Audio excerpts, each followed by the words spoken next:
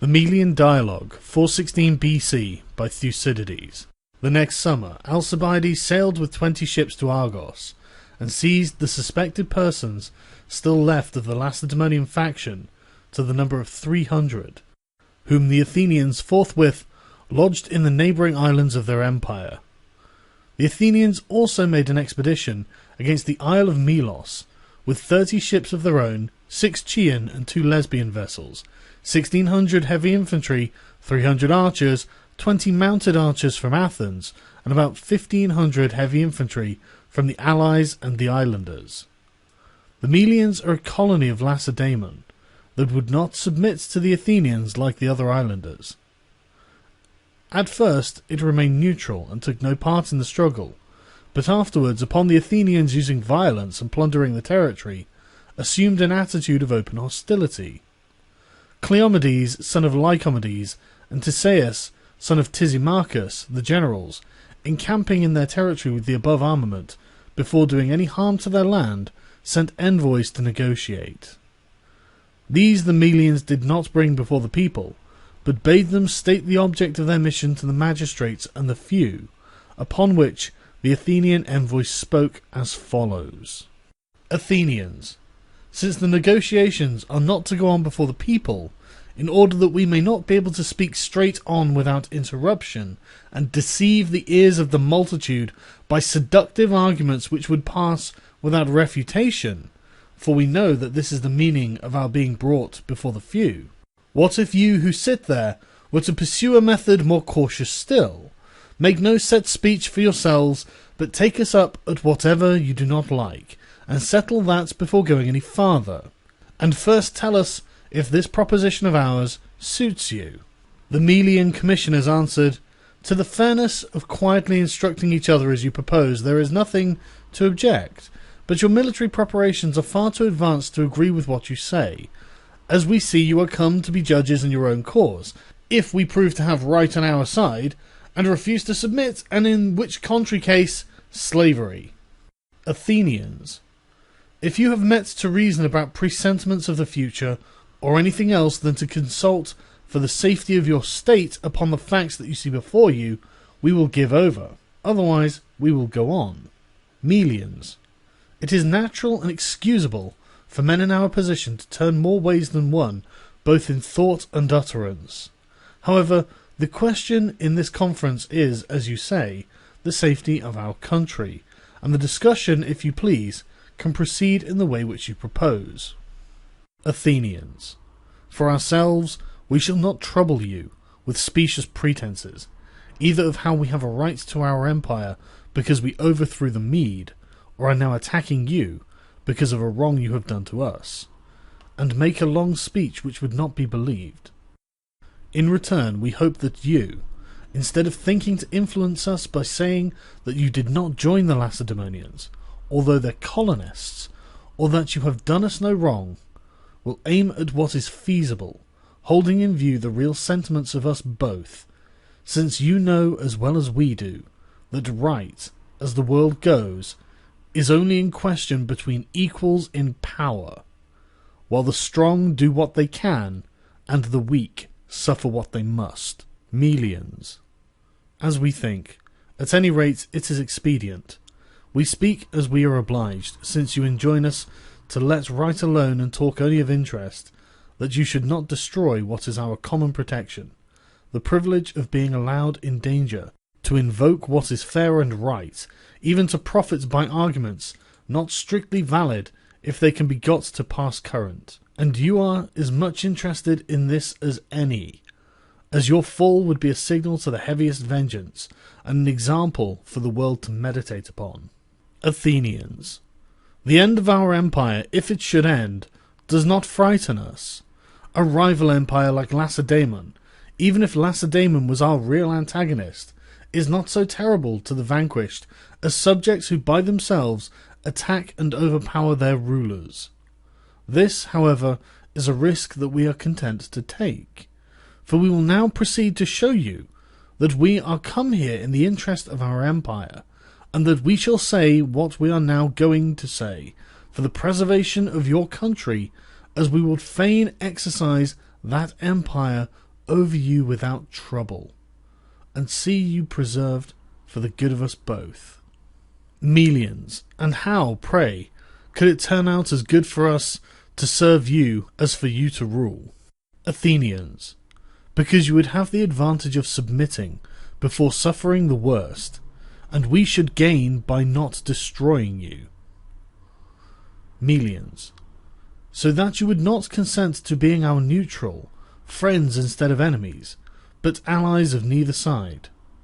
Athenians, no, for your hostility cannot so much hurt us as your friendship will be an argument to our subjects of our weakness, and your enmity of our power. Melians, is that your subjects' idea of equity, to put those who have nothing to do with you in the same category with peoples that are most of them your own colonists, and some conquered rebels? Athenians, as far as right goes, they think that one has as much of it as the other, and that if any maintain their independence, it is because they are strong, and if we do not molest them, it is because we are afraid, so that besides extending our empire, we should gain security by your subjection. The fact that you are islanders and weaker than others, rendering it all the more important that you should not succeed in baffling the masters of the sea. Melians, but do you consider that there is no security in the policy which we indicate? For here again, if you debar us from talking about justice and invite us to obey your interest, then we must also explain ours, and try to persuade you if the two happen to coincide. How can you avoid making enemies of all existing neutrals who shall look at the case from that it one day or another you will attack them? And what is this but to make greater the enemies you have already, and to force others to become so who would otherwise have never have thought of it? Athenians, why, the fact is that continentals generally give us but little alarm. The liberty which they enjoy will long prevent their taking precautions against us. It is rather islanders like yourselves, outside our empire, and subjects smarting under the yoke, who would be the most likely to take a rash step, and lead themselves and us into obvious danger. Melians, well then, if you risk so much to retain your empire, and your subjects to get rid of it, it was surely great baseness and cowardice in us, who are still free, not to try everything that can be tried before submitting to your yoke. Athenians, not if you are well advised, the contest not being an equal one, with honour as the prize and shame as the penalty, but a question of self-preservation and of not resisting those who are far stronger than you are. Melians, but we know that the fortune of war is sometimes more impartial than the disproportionate numbers might lead one to suppose. To submit is to give ourselves over to despair, while action still preserves for us a hope that we may stand erect. Athenians, hope, the dangerous comforter, may be indulged in by those who have abundant resources, if not without loss, at all events without ruin. But its nature is to be extravagant, and those who go so far as to put their all upon the venture see it in its true colours only when they are ruined. But for so long as the discovery would enable them to guard against it, it is never found wanting. Let this not be the case with you, who are weak and hang on the single turn of the scale, nor be like the vulgar, who, abandoning such security as human means may still afford, when visible hopes fail them in extremity, turn to invisible, to prophecies, to oracles, and to other such inventions that delude men with hopes to their destruction. Melians, you may be sure that we are as well aware as you of the difficulty of contending against your power and fortune, unless the terms be equal. But we trust that the gods may grant us fortune as good as yours, since we are just men fighting against unjust, and that what we want in power will be made up for by the alliance of the Lacedaemonians, who are bound, if only for very shame, to come to the aid of their kindred. Our confidence, therefore, after all, is not so utterly irrational. Athenians, when you speak of the favour of the gods, we may as fairly hope for that as yourselves. neither our pretensions nor our conduct being in any way contrary to what men believe of the gods, or practice amongst themselves. Of the gods we believe, and of men we know, that by a necessary law of their nature they rule wherever they can. And it is not as if we were the first to make this law, or to act upon it when made. We found it existing before us, and shall leave it to exist ever after us. All we do is to make use of it, knowing that you and everyone else, having the same power as we have, would do the same as we do. Thus, as far as the gods are concerned, we have no fear, and no reason to fear, that we shall be at a disadvantage. But when we come to your notion about the Lacedaemonians, which leads you to believe that shame will make them help you, here we bless your simplicity, but do not envy your folly. The Lacedaemonians, when their own interests or their country's laws are in question, are the worthiest men alive. Of their conduct towards others, much might be said, but no clearer idea of it could be given than by shortly saying that all of the men we know, they are the most conspicuous in considering what agreement is honourable, and what expedient is just. Such a way of thinking does not promise much for the safety that you now unreasonably count upon. Melians. But it is for this very reason that we now trust to their respect for expediency, to prevent them from betraying the Melians, their colonists, and thereby losing the confidence of their friends in Hellas, and helping their enemies. Athenians. Then you do not adopt the view that expediency goes with security, while justice and honour cannot be followed without danger, and danger the Lacedaemonians generally court as little as possible. Melians. But we believe they would be more likely to face even danger for our sake, and with more confidence than for others, as our nearness to the Peloponnese makes it easier for them to act, and our common blood ensures our fidelity. Athenians. Yes, but what an intending ally trusts to is not the goodwill of those who ask his aid, but a decided superiority of power for action, and the Lacedaemonians look to this even more than others. At least such is their distrust of their home resources, that it is only with numerous allies that they attack a neighbour. Now it is likely that while we are the masters of the sea, will they ever cross over to an island? Melians. But they would have others to send. The Cretan sea is a wide one.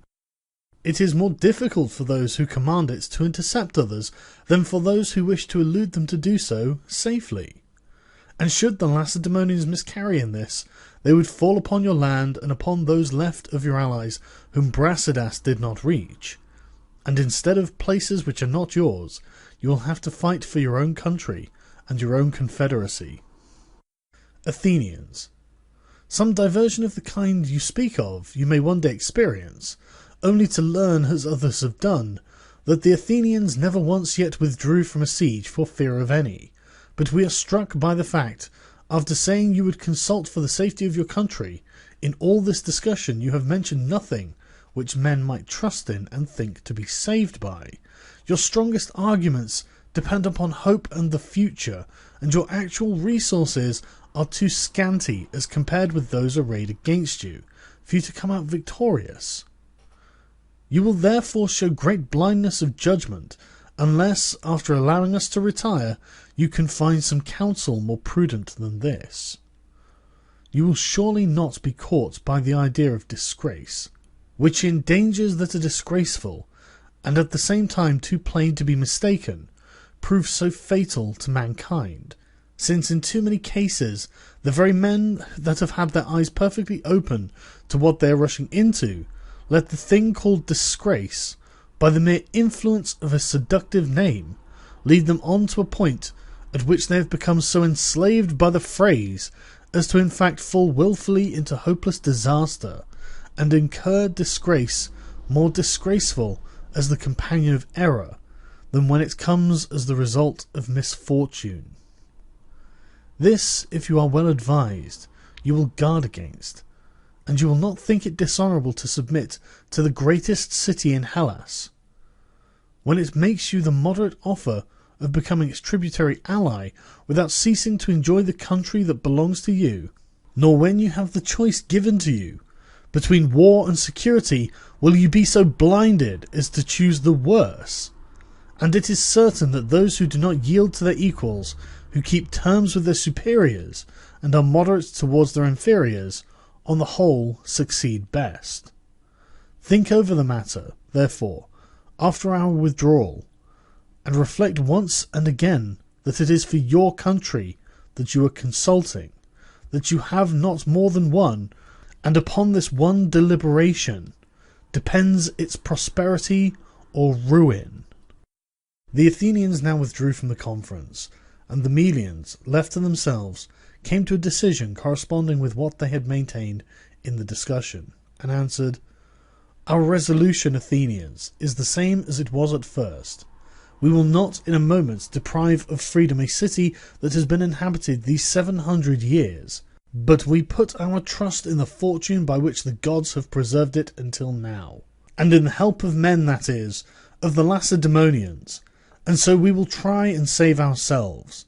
Meanwhile we invite you to allow us to be friends to you, and foes to neither party, and to retire from our country after making such a treaty as shall seem fit to us both." Such was the answer of the Melians. The Athenians, now departing from the conference, said, "Well, you alone, it seems to us, judging from these resolutions, regard what is future as more certain than what is before your eyes, and what is out of sight in your eagerness as already coming to pass, as you have staked most on and trusted most in the Lacedaemonians, your fortune and your hopes, so will you be most completely deceived." The Athenian envoys now returned to the army, and the Melians showing no signs of yielding, the generals at once betook themselves to hostilities, and drew a line of circumvallation around the Melians, dividing the work among many of the different states. Subsequently, the Athenians returned with most of their army, leaving behind a certain number of their own citizens and of the allies to keep guard by land and sea. The force thus left stayed on, and besieged the place. About the same time, the Argives invaded the territory of Philus, and lost 80 men cut off in an ambush by the Philasians and the Argive exiles. Meanwhile the Athenians at Pylos took so much plunder from the Lacedaemonians that the latter, although they still refrained from breaking off the treaty and going to war with Athens, yet proclaimed that any of their people that choose might plunder the Athenians. The Corinthians also commenced hostilities with the Athenians for private quarrels of their own, but the rest of the Peloponnesians stayed quiet. Meanwhile the Melians attacked by night and took part of the Athenian lines over against the market and killed some of the men, and brought in corn and all else they could find useful to them, and so returned and kept quiet, while the Athenians took measures to keep a better guard in future. Summer was over now. The next winter, the Lacedaemonians intended to invade the Argive territory, but arriving at the frontier found sacrifices for crossing unfavourable, and went back again. This intention of theirs gave the Argives suspicions of certain of their fellow citizens, some of whom they arrested, others, however, escaped. About the same time, the Melians again took another part of the Athenian lines, which were but feebly garrisoned. Reinforcements afterwards arriving from Athens, in consequence, under the command of Philocrates, son of Demeas, the siege was now pressed vigorously, and some treachery taking place inside, the Melians surrendered at discretion to the Athenians, who put to death all the grown men whom they took, and sold the women and children for slaves, and subsequently sent out 500 colonists and inhabited the place themselves.